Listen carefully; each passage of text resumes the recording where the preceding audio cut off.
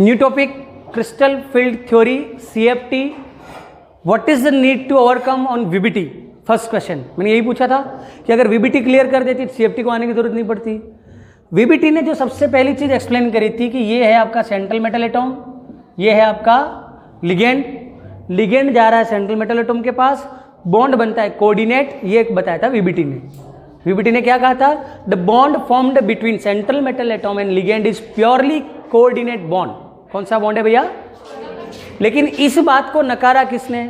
CFT ने। CFT ने अपने स्टेटमेंट में ये कहा कि the bond formed between metal and ligand is purely ionic. Bond कौन सा है भैया? आयनिक। पहली चीज तो पहला statement, what is the postulates of CFT?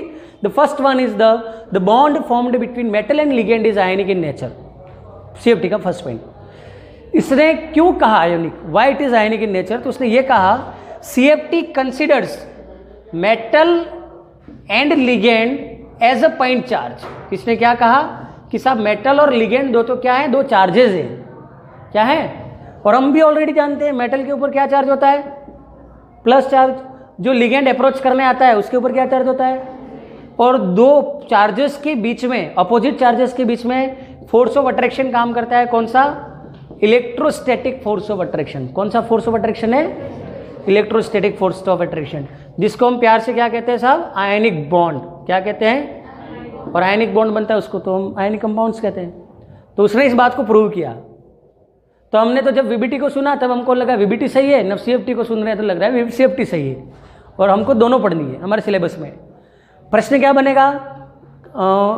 Long question देख लेना, बैक साइड एक्सरसाइज में क्वेश्चन दे रखा है, draw a well labelled structure of NiCN4- with explanation of its hybridization है। तो आपको जैसे मैंने कल पूरा बनाना सिखाया था ना, वैसे उस मॉलिक्यूल के लिए बनाना है। इस तरीके का एक बड़ा क्वेश्चन आने की 110% चांसेस हैं, मोर देन 100%। क्यों? छोटा सा चैप्टर और 5 नंबर का है, तो उसको क्वेश्चंस भी तो ढूंढने हैं। तो 100% एक मॉलिक्यूल का एक्सप्लेनेशन आपका आएगा 100% आएगा।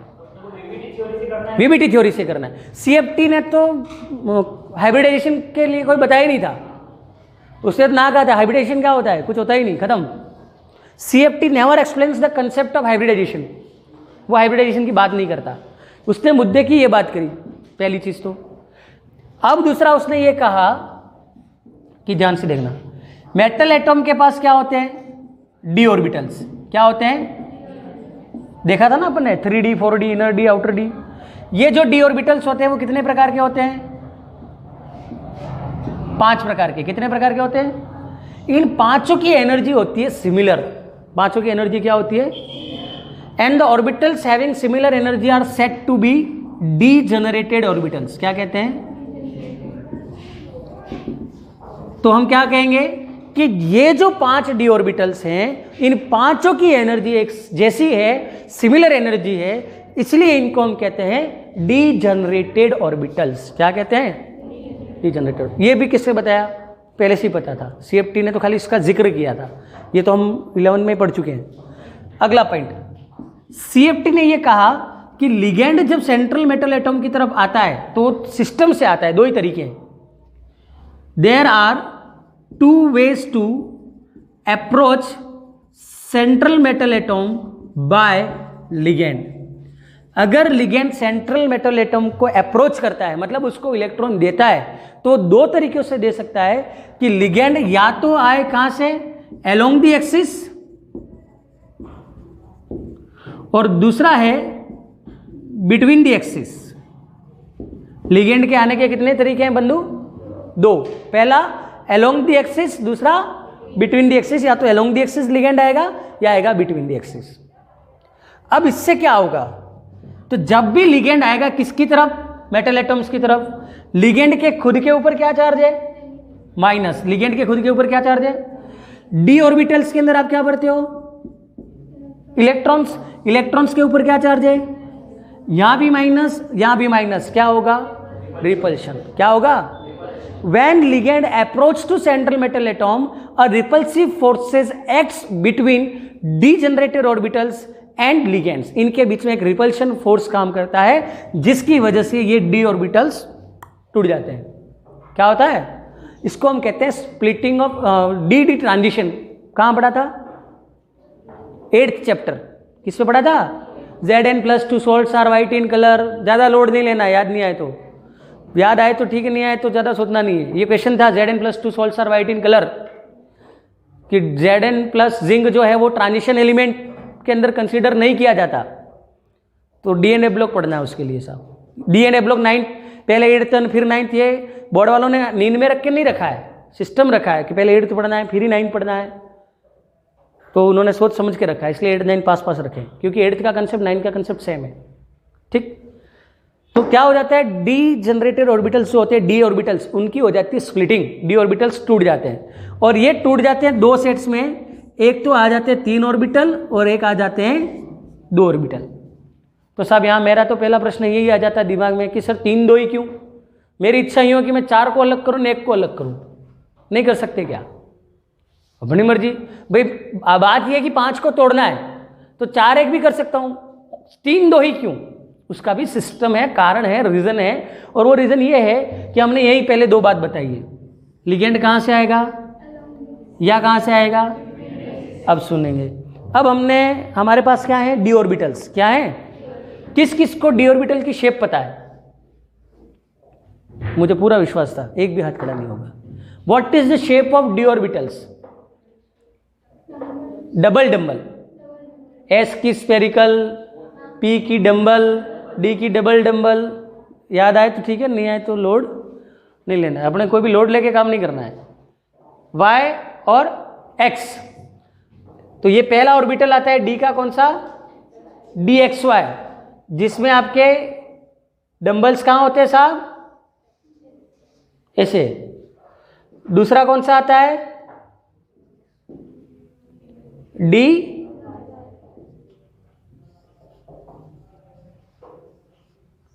और तीसरा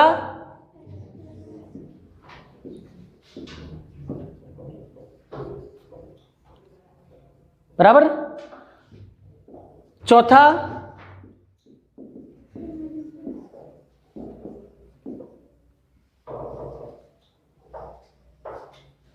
बराबर, और पांचवा नाम तो याद थे कि नहीं थे? अब तो हाँ ही कहेंगे कि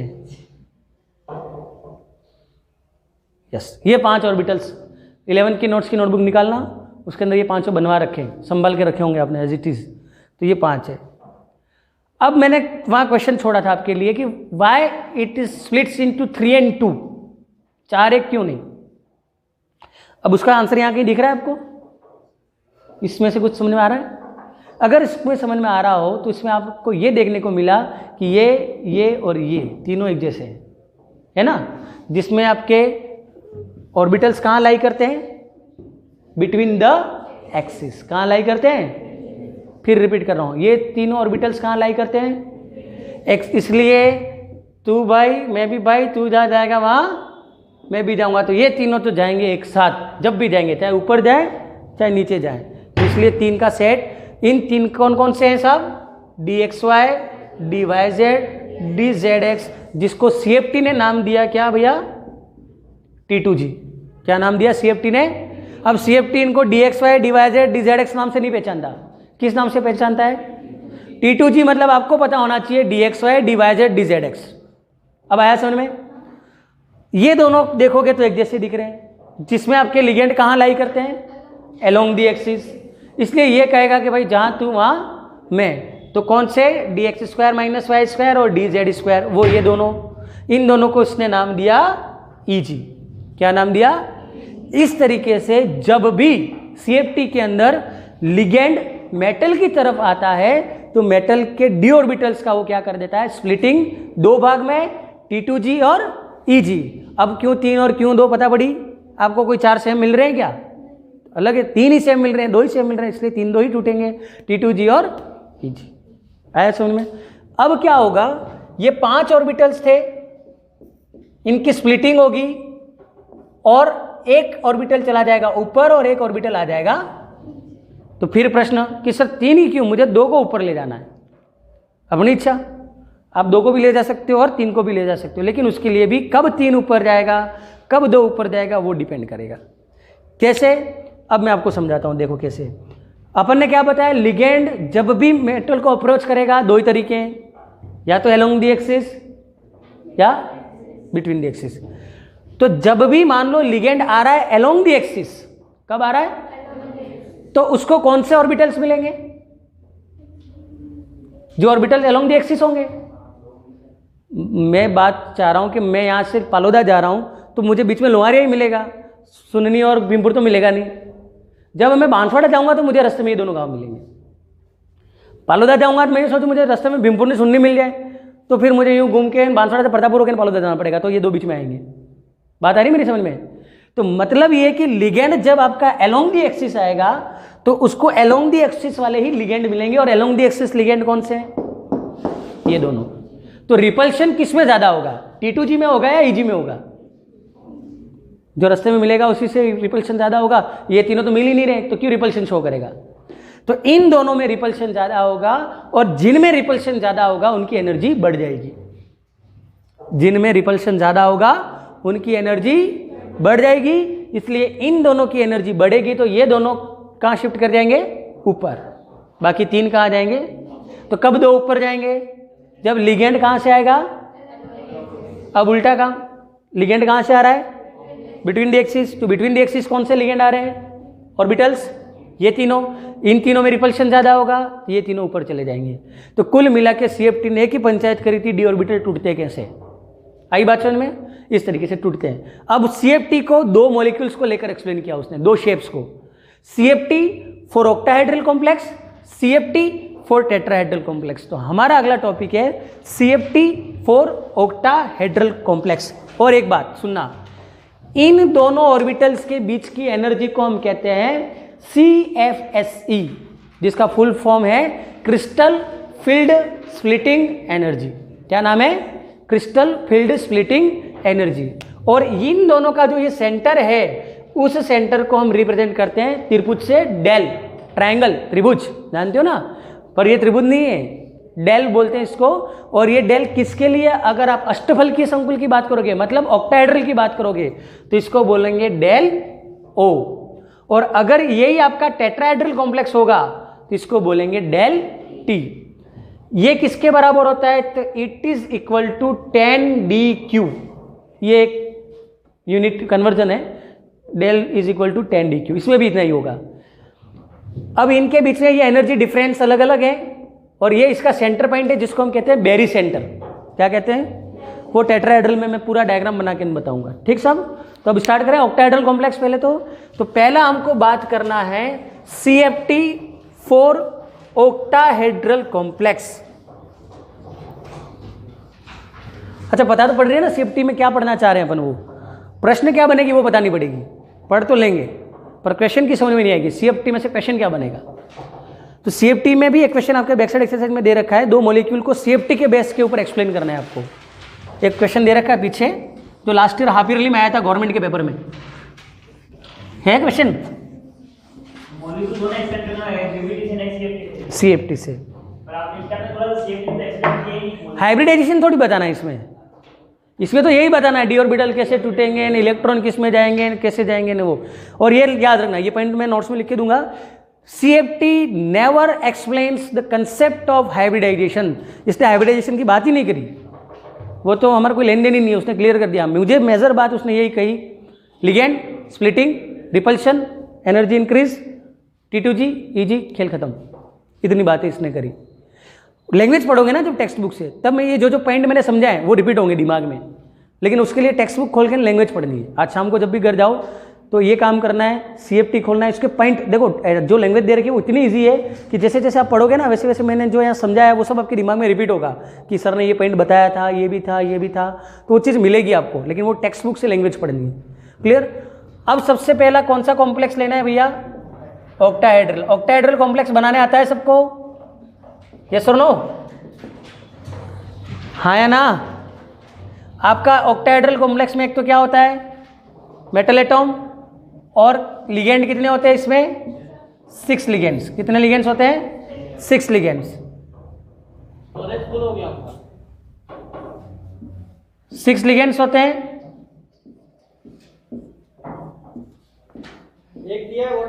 इस तरीके से 6 लिगेंड्स, दूसरा दे दो किसी हर्षद सर को दे दो, इनको कह दो पीसी में ले लें, वो केबल ले आओ डाटा केबल मार्केट से, ये बन गया। वो उनको कौन चिराग को करेंगे कुछ अरेंजमेंट, मेरी रिकॉर्डिंग चल रही है। 2 मिनट ठीक सब। ये आपका ऑक्टाहेड्रल कॉम्प्लेक्स। तो पहली चीज हमको ऑक्टाहेड्रल में क्या दिख रही है वही समझानी है। तो ऑक्टाहेड्रल कॉम्प्लेक्स में हम क्या कहेंगे, in a octahedral complex central metal atom is covered by 6 ligands. Central metal atom कितने लिगेंड से जुड़ा हुआ रहता है साहब, 6 लिगेंड से। ये हमारा स्ट्रक्चर बना बराबर। अब इसमें क्या होगा, तो मुद्दे की बात तो वही है कि इसमें भी सेंट्रल मेटल एटॉम के पास क्या होंगे, डी ऑर्बिटल्स, जिसमें पांचों की एनर्जी क्या होगी, सिमिलर, जिसको हम क्या कहेंगे, डीजेनरेटेड ऑर्बिटल्स। इसमें लिगेंड अप्रोच करेगा। अब हमको तो ये पता करना है कि लिगेंड कहाँ से अप्रोच करेगा, यही पता करना है ना खास। तो क्या आप ऑक्टाहेड्रल कॉम्प्लेक्स को देखकर ये बता सकते हो लिगेंड कहाँ से अप्रोच कर रहा है? हाँ है ना, इस कॉम्प्लेक्स को देखकर ये पता पड़ती है कि लिगेंड कहाँ से आ रहा है, थोड़ा सा सोचोगे तो पता पड़ जाएगी। तो हमको तो ये पता करना है। तो अब हमें इस कॉम्प्लेक्स के लिए डी ट्रांजिशन शो करना है, splitting of D energy, D orbitals. तो उसके लिए हमको क्या पता पड़नी चाहिए कि ऑर्बिटल कहाँ, लिगेंड कहाँ से आ रहा है। तो सबसे पहली चीज, कोई भी एक लिगेंड को आप ले लो, ये वाला लिगेंड मैंने मान लिया और इसको मान लिया मैंने एक एक्सिस एक्स। क्या माना, एक एक्सिस एक्स। 2 पेन दो मुझे, यस। अब देखना, all you are the familiar the term axis. Maths में कितने एक्सिस होते हैं, 3। कौन कौन से, x axis, y axis, z axis. तो ये आपका एक्स एक्सिस हो गया, तो ये आपका क्या हो गया, वाई एक्सिस। तो जेड एक्सिस ऐसे सामने आ रहा होगा। ओके, तो अब जो मेरा क्वेश्चन है वो सुनना ध्यान से। इन दोनों एक्सिस के बीच में बॉन्ड एंगल कितना है, सॉरी एंगल कितना है, इनके बीच में और इसके बीच में, मतलब इन शॉर्ट के एक्सिस में जो तीनों एक्सिस होते हैं उनके बीच का एंगल कितना होता है, 90 डिग्री। अब यहां बात करते हैं ऑक्टाहेड्रल कॉम्प्लेक्स। टेक्स्ट बुक देना। ऑक्टाहेड्रल कॉम्प्लेक्स मतलब क्या कि ये वाले जो 4 बॉन्ड है वो कहां पर होंगे, एक प्लेन में, इस टेक्स्ट बुक के चारों कॉर्नर पर। एक बॉन्ड ऊपर है, एक बॉन्ड नीचे। अब मेरा क्वेश्चन सुनना, ये वाला बॉन्ड और ये वाला बॉन्ड, बॉन्ड एंगल कितना है, कैसे 120 होगा। ये सेंटर पॉइंट है, यहां से ये लाइन खींची और यहां से यूं लाइन खींची, कितना आ रहा है, 90 हुआ ना। सुनना ध्यान से, ये 90 हुआ। अब एक बॉन्ड यूं है, तो ये बॉन्ड और ये बॉन्ड कितना हुआ, ये और ये कितना हुआ, मतलब ये कि ये तीनों कौन है, 3 एक्सिस मान सकता हूं मैं, यस और नो। तो ये आपका एक्स एक्सिस पहला, ये दूसरा आपका वाई एक्सिस, ये आपका तीसरा जेड एक्सिस। ये एक्स एक्सिस, तो ये एक्स डैश, ये जेड डैश। तो हमारा तो कंसेप्ट ही क्लियर हो गया। अब मुझे बताओ लिगेंड कहां से अप्रोच कर रहा है, अलोंग द एक्सिस। लिगेंड कहां से अप्रोच कर रहा है, तो पहला पॉइंट जो मैंने आपको बताया था कि in octahedral complex central metal atom is covers with 6 ligands. दूसरा पॉइंट क्या आया इस टॉपिक का, दूसरा पॉइंट हमको ये पता पड़ा, ligand approach to central atom along the axis. Ligand कहां से आ रहा है, अलोंग द एक्सिस। अब अलोंग द एक्सिस से आते ही पूरी पिक्चर क्लियर। तो किसमें ज्यादा रिपल्शन होगा, due to ligand approach along the axis the orbitals of e g feels, क्या होगा, feels greater repulsion, and due to greater repulsion its energy increase and shifts to top level. ये shift कर जाएगा ऊपर। बस तो यही तो बताना था। अब तो खत्म होगी बात, अब आप तो खाली डायग्राम बनाना है। तो सबसे पहले एनर्जी आपकी कहां जाती है भैया, ऊपर की ओर। ये आपका सबसे पहले डी ऑर्बिटल जो सिर्फ सेंट्रल मेटल एटॉम के हैं, किसमें अभी लिगेंड नहीं आया है। तो सेंट्रल मेटल एटॉम के लिगेंड कौन कौन से हैं, d x y, d y z, d z x, d x square minus y square और डी जेड स्क्वायर। इन तीनों को क्या नाम दिया गया है, T2G। इन दोनों को क्या नाम दिया गया है, EG। जैसे ही लिगेंड आएगा थोड़ा सा ये कहाँ जाएगा, एक्साइट होगा और एक्साइट होकर आ जाएगा ऊपर। तो ये कौन सा हो गया, d x y, d y z, d z x, d x square minus y square और डी एच जेड। यहाँ क्या बताना है, प्रेजेंस ऑफ लिगेंड, यहाँ लिगेंड प्रेजेंट। अब जैसे ही लिगेंड अप्रोच करेगा तो ये तो स्प्लिट कर जाएगा 2 में। तो कौन ऊपर जाएगा, ऑक्टाहेड्रल में 2 वाला ऊपर जाएगा, EG। क्यों ऊपर जाएगा पता पड़ी ना सबको, क्योंकि लिगेंड कहाँ से आ रहा है, अलोंग दी एक्सिस, तो अलोंग दी एक्सिस Eg पड़ा हुआ है, रिपल्शन ज़्यादा, एनर्जी ज़्यादा, तो ये दोनों तो आगे ऊपर, इन दोनों को क्या नाम दे दिया बंधु, Eg, ये तीन कौन से हो गए, T2G, दो की स्प्लिटिंग हो गई। ये आपका कौन सा हो गया, बैरी सेंटर, इसको हम क्या कहते हैं, बैरी सेंटर, जिसको क्या बोलते हैं, del O is equal to 10 DQ, इसका मान है, सेंटर पॉइंट का मान, ठीक। ऊपर की ओर आप जो बोल रहे हो इसका जो डिफरेंस है इसको अपन कहते हैं 0 प्लस, ऊपर की ओर जा रहा है इसलिए plus 0.6 del O, 0.6 del O, नीचे की ओर जो जा रहा है उसको अपन ने कहा है 0.4 डेल O, 0.4 डेल, ये पता पड़ी ना सबको, ये फिक्स है। 0.6 भी कह सकते हो, इसको कह सकते हो 6 DQ और इसको कह सकते हो 4 DQ, तो 6 और 4 10 आ गया। अब इसका एवरेज डेल 0 कैसे आता है वो बता देता हूँ मैं। एक ऑर्बिटल के लिए प्लस 0.6, तो दो के लिए क्या हो गया, प्लस का 1.2, एक ऑर्बिटल के लिए माइनस का 0.4, तो तीन के लिए क्या हो गया, माइनस का 1. पीछे यूनिट डेल नॉट, तो बचा क्या, यही बचा, आ गया सेंटर। ये पता पड़ी सबको। एक ऑर्बिटल के लिए प्लस 0.6, तो दो के लिए आंसर क्या आएगा, प्लस का 1.2, एक ऑर्बिटल के लिए माइनस का 0.4, तो तीन के लिए क्या आ गया, माइनस का 1.2, सेंटर आ गया वापस डेल नॉट। तो ये इन दोनों का सेंटर है, एवरेज जिसको कहते हैं, तो वो आपका ये वाला आ गया। नेक्स्ट, अब आपको क्या करना है, बस 5-10 मिनट, वो वीडियो सारे आपको देके जाना है आज। वो तो अपन बाइक पे जाएंगे, तो आप मुझे ट्रांसफ़र कर देना, तो बहुत जल्दी हो गया ये। तो ये तो हो गई भैया स्प्लिटिंग ऑक्टाहेड्रल में, क्या हुई, और इन दोनों की बीच की, मतलब इन दोनों के बीच का जो एनर्जी डिफरेंस है उसको हम कहते हैं CFSC। इन दोनों के बीच का जो एनर्जी डिफरेंस है उसको हम क्या कहते हैं, और CFSC बोले तो क्रिस्टल फील्ड स्प्लिटिंग एनर्जी, जिसको कैलकुलेट करने का फॉर्मूला है CFSC is equal to 0.6 plus का into A plus B into minus का 0.4, where A is equal to electrons in Eg और B is equal to electrons in T2G, जहां A is equal to electrons in Eg और B is equal to electrons in T2G। आया समझ में, ये आपका CFSC निकालने का फॉर्मूला, पीछे यूनिट,